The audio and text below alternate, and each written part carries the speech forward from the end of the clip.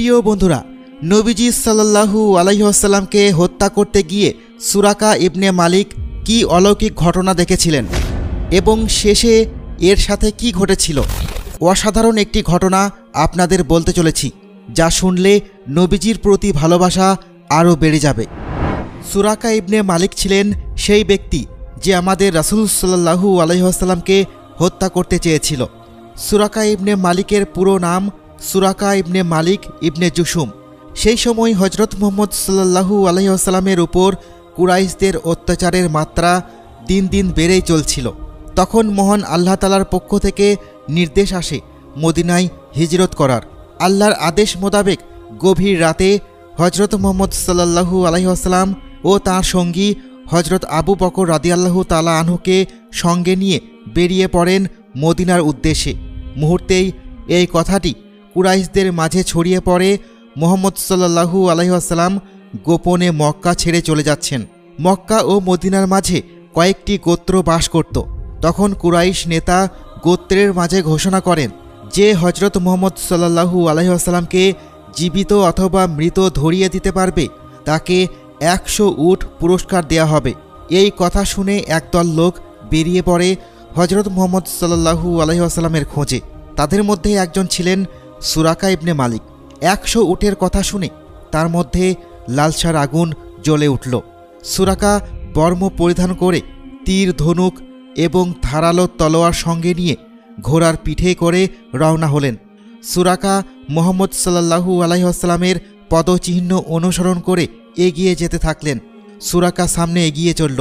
তার লক্ষ্য ছিল যেভাবেই হোক হজরত মুহাম্মদ সাল্লাল্লাহু আলাইহি ওয়াসাল্লামকে জীবিত অথবা মৃত অবস্থায় বন্দি করবে। কিছু দূর যাওয়ার পরে সুরাকার ঘোড়াটি হোঁচট খায় এবং সে ছিটকে পড়ে। সুরাকা আবার উঠে যাত্রা শুরু করে, কিন্তু আবারও ঘোড়াটি হোঁচট খায়। সুরাকার মনে কিছুটা সন্দেহ এসে ভর করলেও 100 উটের লোভ সে ছাড়তে পারছিল না। সুতরাং সে তার যাত্রা চালিয়ে যায়।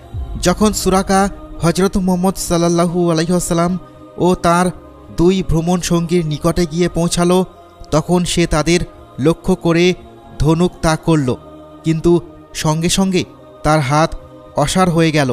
তার ঘোড়াটির পা শুকনো মাটির মধ্যে ডুবে গেল এবং সামনে থেকে প্রচণ্ড ধোঁয়া কুণ্ডলীর মতো হয়ে বের হতে থাকল।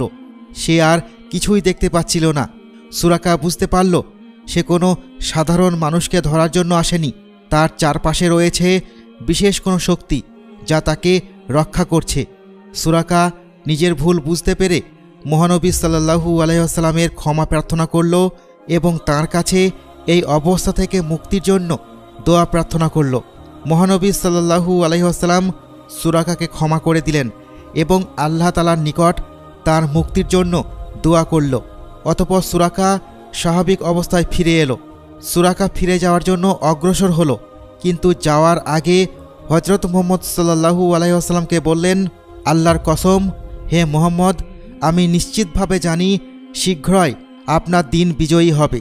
আমাকে আপনি ওয়াদা করুন, আমি যখন আপনার সাম্রাজ্যে যাব আপনি আমাকে সম্মান প্রদান করবেন, আর এই কথাটি চুক্তিপত্র হিসেবে লিখে দিন।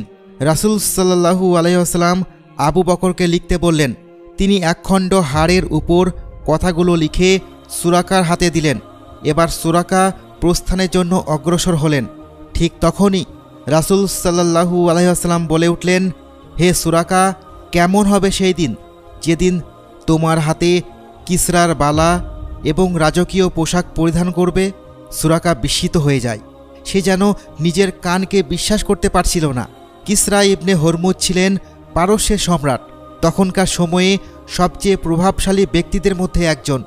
সুরাকা নিজের বিস্ময় যেন কাটিয়ে উঠতে পারছিল না, কিন্তু সে জানত মুহাম্মদ সাল্লাল্লাহু আলাইহি ওয়াসাল্লাম কখনো মিথ্যে বলে না এবং তার ভবিষ্যৎবাণী অবশ্যই সত্য হবে।